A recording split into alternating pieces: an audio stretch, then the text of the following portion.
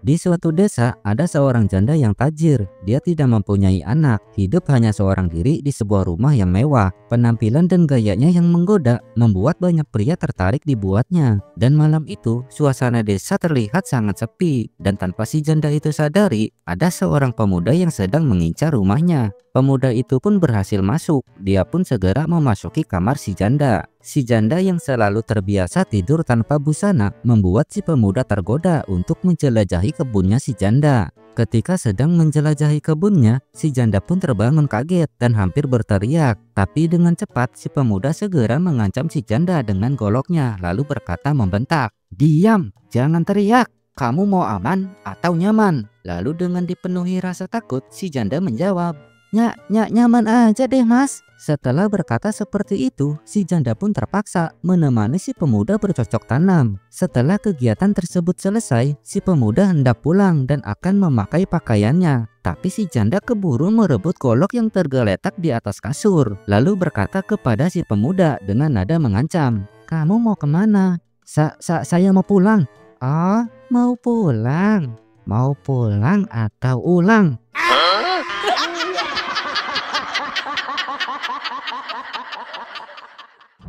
Karena sering jajan sembarangan, Jamal kena penyakit kelamin aneh yang bikin ular kadutnya bentol-bentol merah, gatal dan sakit sekali. Karena udah nggak tahan, akhirnya Jamal pergi ke dokter spesialis kelamin. Setelah memeriksa, dokternya pun bilang, "Waduh pak, ini penyakit langka dan berbahaya. Satu-satunya cara supaya bapak bisa selamat, kelamin bapak mesti diamputasi, biar penyakitnya nggak merambat kemana-mana." Mendengar vonis dari dokter, Jamal pun langsung lemas dan nyaris putus asa. Dia meminta waktu untuk berpikir. Saat pulang, Jamal melihat ada praktek sinse tradisional. Jamal pun ke sana untuk mencoba pengobatan alternatif. Setelah melihat penyakitnya, sinsenya pun bilang, "Wah, ini emang penyakit berbahaya dan langka. Lu orang udah pergi ke dokter belum?"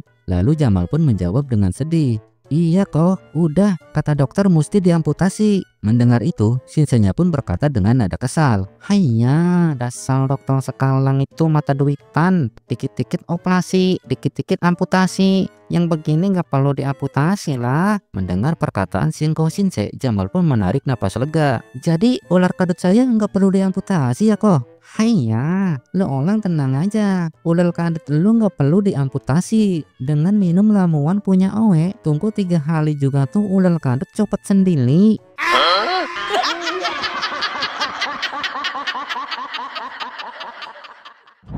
Suatu hari di dalam rumah, "Udin." "Iya mak."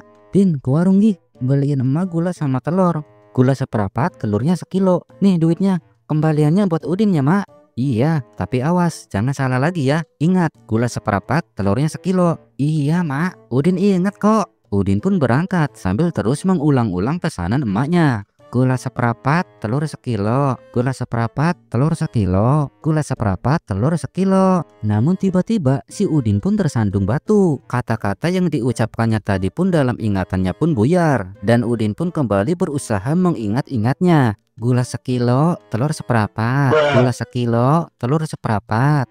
Yang seperempat telur apa gula ya? Tapi kayaknya bukan gula deh. Terigu seperempat, telur sekilo. Terigu seperempat, telur sekilo. Ujar Udin mengulanginya lagi. Tapi tak lama kemudian ia ragu lagi. Benar gak sih? Mendingan Udin balik lagi aja deh, mumpung belum jauh. Setelah sampai di rumah, Udin pun memanggil emaknya. "Mak." "Lah, cepet amat lu Din. Udin lupa mak, gara-gara kesandung." "Astagfirullahaladzim Udin. Gula seperempat, telurnya sekilo. Pakai sepeda aja gih, biar gak kesandung lagi." Udin pun mengambil sepedanya. Lalu Udin mengayuh sepedanya menuju warung kelontong sambil terus mengingat-ingat pesanan emaknya. Dan tak lama kemudian sampailah Udin di warung tersebut. Udin memarkirkan sepedanya di tembok samping warung lalu memesan keperluannya. Setelah selesai, uang kembalian pun sudah diterima. Udin memeriksa lagi kantong belanjaannya dan yakin kali ini tak ada yang kelupaan. Gula seperempat, telur sekilo. Lalu setelah yakin, Udin pun beranjak meninggalkan warung. Jarak warung dan rumahnya cukup jauh yang ditempuhnya dengan berjalan kaki. Sampai-sampai badannya berkeringat. Dan sesampai di rumah, Udin segera menemui ibunya yang sedari tadi nunggu di depan rumah. "Nih mak, belanjaannya. Gula seperempat sama telurnya sekilo kan?" "Iya benar Din, gula seperempat telurnya sekilo." Tapi tadi kan kamu berangkat pakai sepeda. Sekarang sepeda kamu di mana, Udin? Ya ampun, Mak. Udin lupa sepedanya ketinggalan di warung.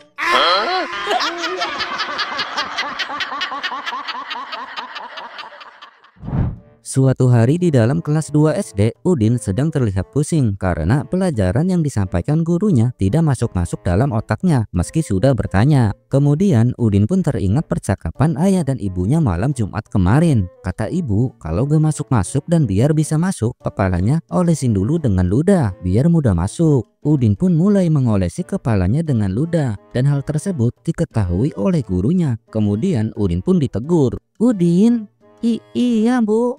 Kepala kamu kenapa, Udin? Kenapa kamu olesin kepala kamu dengan ludah? Itu kan jorok, Udin. Gak apa-apa, Bu. Pelajaran ini dari tadi gak bisa masuk-masuk ke otak Udin. Makanya Udin olesin kepala Udin dengan ludah biar bisa masuk. Lalu dengan ekspresi terheran, sang guru pun kembali bertanya, kamu kata siapa seperti itu, Udin? Kata Ibu Udin, Bu Guru. Soalnya malam Jumat kemarin, Ibu Udin pernah bilang gini sama Ayah Udin. Ya, kalau susah masuknya, olesin dulu kepalanya dengan ludah.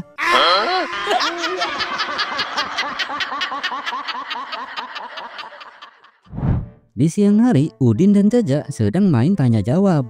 Ja, binatang-binatang apa yang suka bingung? Tanya Udin. Lalu Jaja pun menjawab, kucing. Bukan. Gajah. Salah.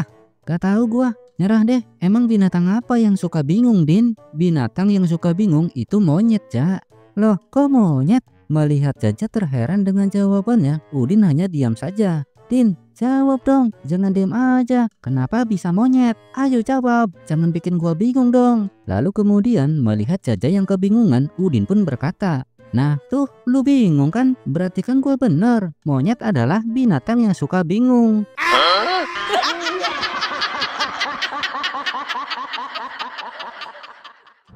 Seorang kepala desa yang terpilih karena hasil sogok akan berpidato di depan warganya dengan membaca teks yang diketik oleh ajudannya semalam. Saudara-saudara dan Bapak Ibu sekalian, untuk kemajuan desa kita yang tercinta ini, kita harus membangun berbagai sarana yang akan menunjang kemakmuran dan kesejahteraan untuk warga kita. Dan arana-arana tersebut akan kita mulai dari membangun jalan, irigasi, dan juga taman terbuka. Si ajudan yang mendengar kata arana-arana segera mendekati Pak Kades lalu berbisik, Pak, kurang es. Mendengar itu, Pak Kades pun segera mengoreksi pidatonya. Ya betul, nanti kita juga akan bangun pabrik es.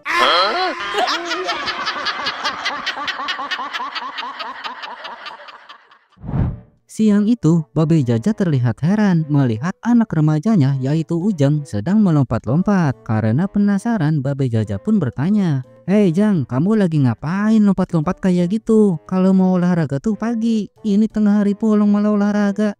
Ujang bukan olahraga, Beh, tapi Ujang lagi ngocok obat. Ngocok obat gimana sih maksud lu, Jang? Tadi kan Ujang habis makan minum obat sirup. Ujang langsung minum aja tuh obat. Pas lihat keterangan pakainya, ternyata obatnya harus dikocok dulu sebelum diminum. Karena tuh obat sudah terlanjur Ujang minum, ya terpaksa Ujang lompat-lompat, Beh, biar obatnya terkocok dalam perut Ujang.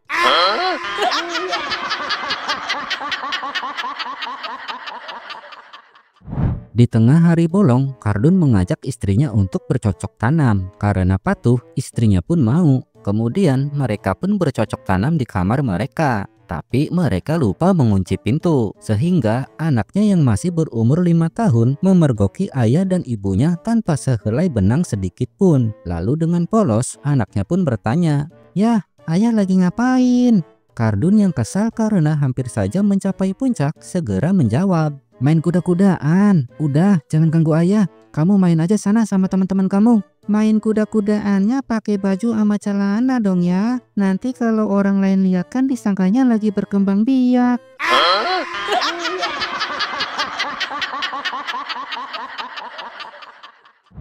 Seorang wanita dewasa yang cantik mendatangi seorang dokter. Tapi sayangnya, dokter yang didatanginya adalah seorang dokter yang terkenal cabul. Dan demi alasan pemeriksaan, si dokter menyuruh si wanita melepas pakaiannya. Setelah si wanita berbaring, si dokter pun memulai aksinya. "Nona, apakah Anda tahu apa yang sedang saya lakukan? Iya dok, Anda sedang memeriksa mana bagian tubuh saya yang sakit. Ya betul Nona, saya sedang memeriksa itu. Si dokter pun melanjutkan dengan meraba dan memegang gunung kembar si wanita.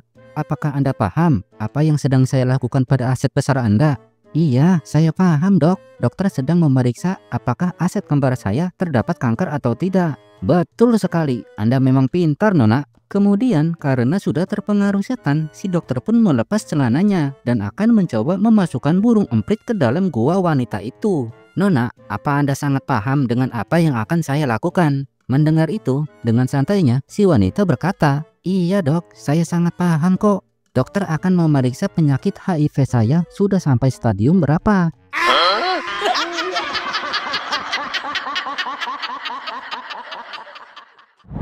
Suatu siang Udin dan Bambang sedang berjalan-jalan di taman. Bambang melihat seorang wanita sendirian. Bambang pun mendekati dan menyapa. Hai, sendirian aja Neng? Iya bang, ada apa ya? Nggak apa-apa kok Neng, abang cuma mau nanya aja. Bapaknya Neng tukang sate ya? Iya bang, kok abang tahu sih? Ya tahulah Neng, soalnya senyuman Neng udah menusuk-nusuk hati abang. Ah abang bisa aja, gombal banget deh, ujar si cewek yang pipinya mulai merona. Akhirnya mereka berdua pun lanjut ngobrol dengan akrab dan mesra. Sementara itu Udin hanya terdiam, dia mau meniru cara Bambang mendekati seorang cewek. Kemudian Udin pun melihat seorang wanita muda dan cantik sedang membawa nampan. Udin pun mendekati dan menyapa. Halo, mau kemana Neng? Mau ke sana bang, habis antar pesanan. Kenapa ya bang? Gak ada apa-apa sih Neng, abang cuma mau nanya aja. Bapaknya Neng tukang bakso ya? Iya bang, kok abang tahu sih? Ya tahulah Neng, itu tadi abang lihat bapaknya Neng sama gerobak baksonya diangkut Satpol PP.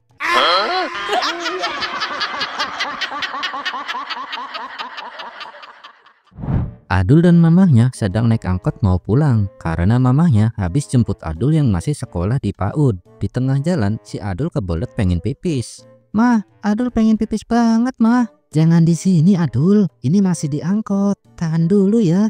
Aduh mah, udah kebelet banget nih pengen pipis. Sabar ya Dul, bentar lagi udah nyampe rumah kok. Lalu kemudian Adul yang sudah kebelet mau pipis pun kembali berkata, Mah, pipis di mulut mama aja deh. Kemarin Adul denger papa juga pipis di mulut mama.